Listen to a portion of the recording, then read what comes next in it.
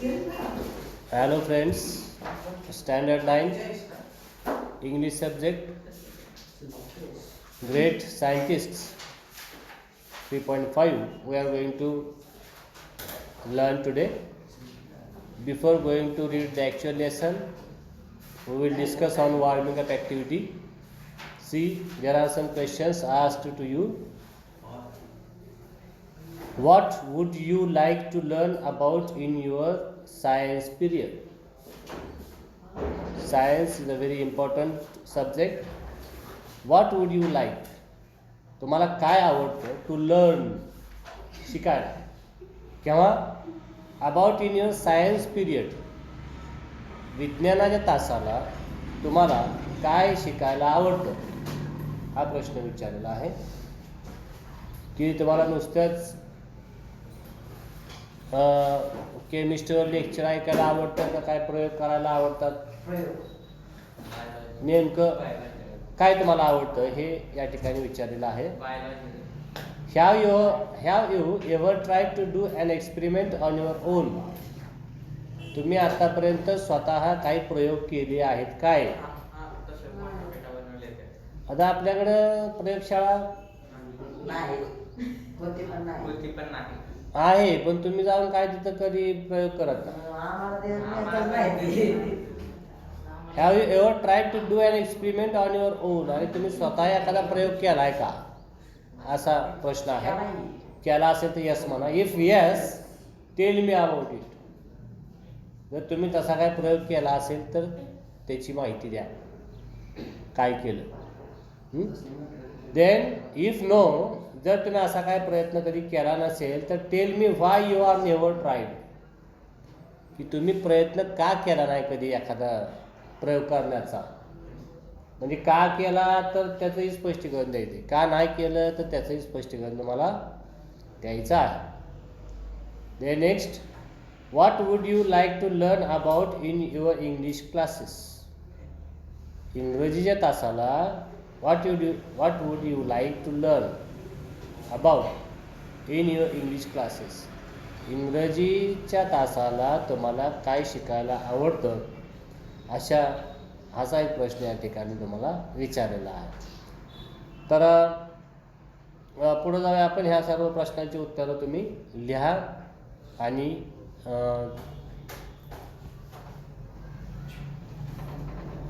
ते दाखवा. पुढे जाऊया. ग्रेट सायंटिस्ट म्हणजे काय? वैज्ञानिक. अजून काय? संशोधक म्हणतो आपण त्याला की शास्त्रज्ञ म्हणतो, वैज्ञानिक शास्त्रज्ञ म्हणतो आपण. ग्रेट सायंटिस्ट महान वैज्ञानिक अशा अर्थी. Great scientist are persevering and never deterring by difficulties. बघा, ग्रेट सायंटिस्ट जे महान संशोधक होऊन गेले, जे महान शास्त्रज्ञ होऊन गेले, त्यांच्या अंगी 2 गुण होते. कोणते 2 गुण? एक परसिव्हरन्स चिकाटी, and never deterred by difficulties, आणि अडचणीला तोंड द्यायचं. चिकाटी आणि अडचणींवर मात करणं, ह्या 2 गोष्टी त्यांच्याकडं प्रामुख्यानं आढळत होत्या. कारण बघा, शास्त्रज्ञाला 1 वेळा जर यश आलं तर 99 वेळा ते लोक अपयशी झालेले. किती वेळा? 99 वेळा ह्या लोकांना अपयश येतं. त्यावेळी 100वा प्रयोग कुठंतरी त्यांचा यशस्वी होतो, हे की नाही. लुथर बर्बँक म्हणून एक तुम्हाला अभ्यासाला एक शास्त्रज्ञ होता पूर्वी. ही वॉज ए बॉटनिस्ट, म्हणजे वनस्पती शास्त्रज्ञ होता. म्हणजे एकाच झाडावरती त्याने जवळजवळ 50 प्रकारची सफरचंदाची कलमं केली. 50 वेगवेगळ्या प्रकारची सफरचंद एका झाडावर. त्याचा कलर वेगळा, त्याची टेस्ट वेगळी, त्याचा आकार वेगळा, त्याचं रायपनिंग पिरियड वेगळा, म्हणजे पक्व होण्याचं काळ वेगळा, रंग वेगळा, साईज वेगळी, टेस्ट वेगळी. म्हणजे एकाच ह्याच्यामध्ये त्यांनी टोमॅटोला पोटॅटोचं कलम भरलं, टमाट्याला बटाट्याचं आणि बटाट्याचं टमाट्याला, म्हणजे काय सक्सेस झालं. म्हणजे त्यांनी अशा काड्या कशाला कुठलं करण करायचं, अशा काड्यांचा ढीग लागायचा एवढं कलमधू करायचं. आणि ते जे बरेचसे हजारो प्रयत्न त्याचे असे फेल जायचे. आणि फेल झालेल्या जे काड्या आहेत ते फेकून दिले की ते ढीग लागायचा. म्हणजे हजारो प्रयोग करायचा त्यावेळेस कुठेतरी एखादा सक्सेस व्हायला. पण त्यांना काय म्हणतात, ॲग्रिकल्चर विझार्ड म्हणतात.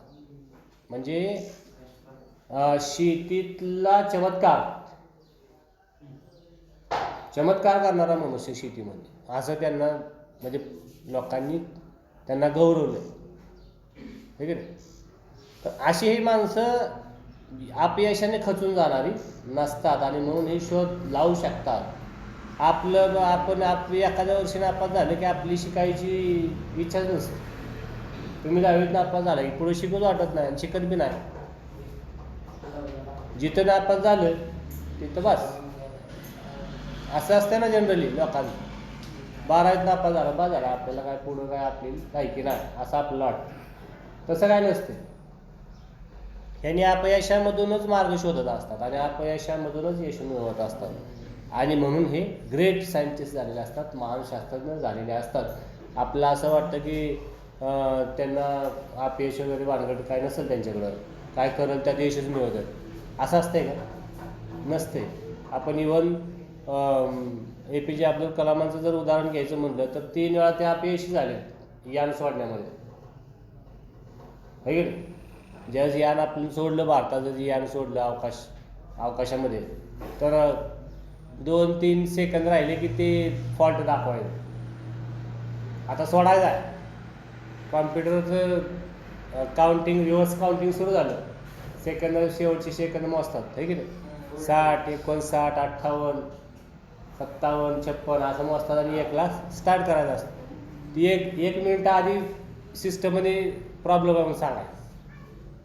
आता एवढ्या वर्षाचं ह्यांनी अब्दुल सगळ्यांनी मिळून टीमवर्क असते, 500-600 शास्त्रज्ञ ते काम करत असतात त्याच्यावर.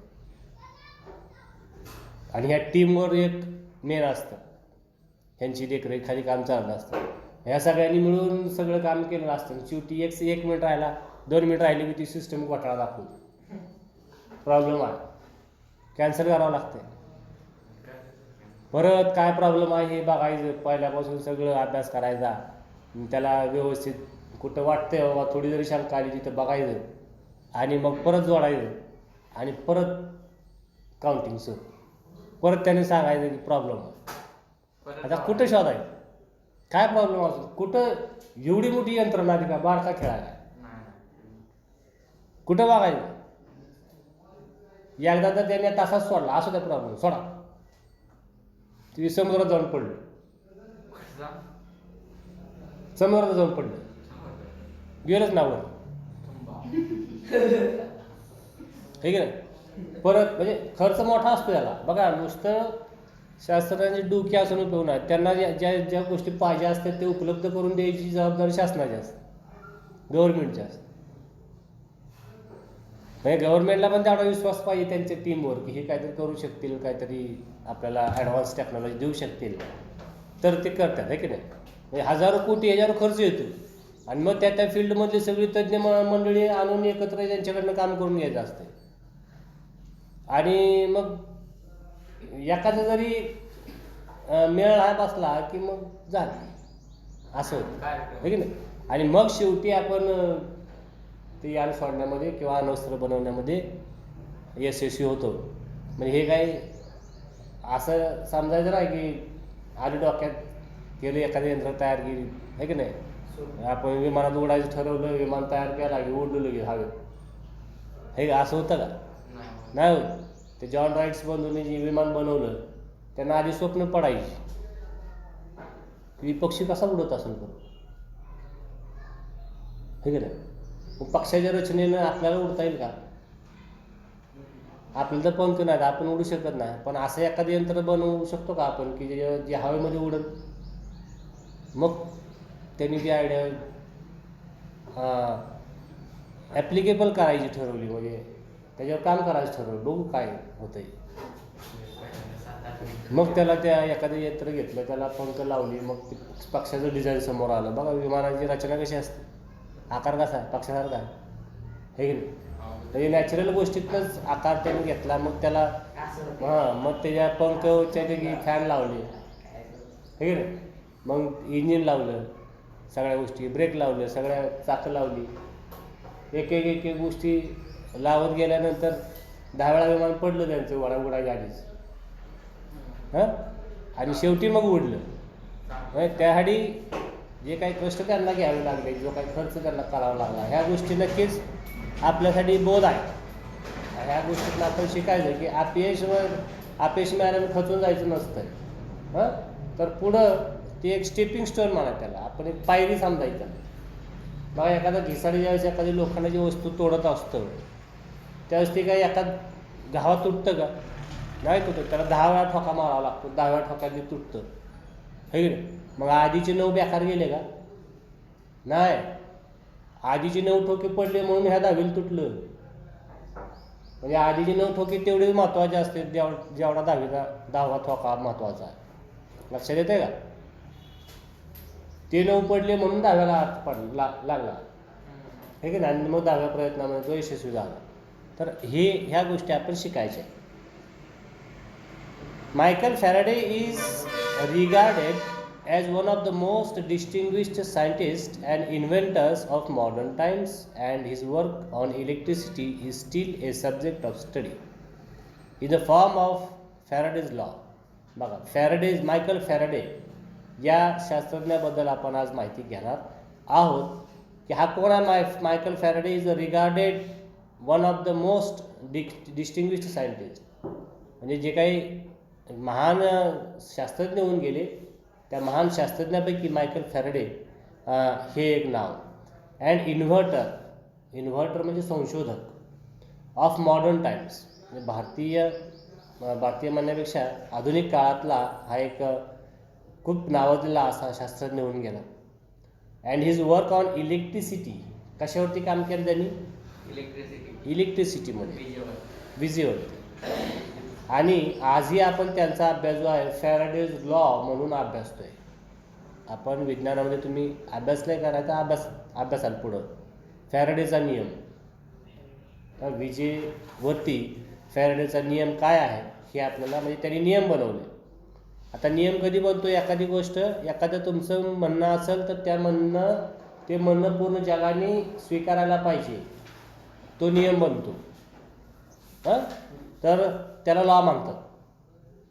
But few know his inspirational life story. पण आपण जरी फॅराडेचा नियम शिकलो असलो तरी फॅराडेविषयी आपल्याला माहीत नाही. मग त्याची जी इन्स्पायरिंग लाईफ स्टोरी आहे, त्याची जी संघर्ष म्हणजे प्रेरणादायी त्याची जी काही आयुष्य आहे किंवा त्याची जी स्टोरी आहे, लाईफ स्टोरी आहे, ती खूप प्रेरणादायी आहे, पण आपल्याला ती माहीत नाही. Which is all about courage and fighting against the odd. म्हणजे तुम्हाला धैर्य देणारी, धैर्यवान बनवणारी आणि फायटिंग अगेन्स्ट द ऑड म्हणजे की डिफिकल्टीज, प्रॉब्लेम्समध्ये किंवा ज्याला आपण प्रतिकूल परिस्थितीशी भांडत यश त्यांनी कशा प्रकारे मिळवलं हे आपल्याला या मायकल फॅराडेपासून शिकायला मिळतं. तर आपण या ठिकाणी थांबूयात. याच्यावरती नवीन शब्द जे आहेत ते लिहा. आज इथे आपण थांबणार आहोत. धन्यवाद.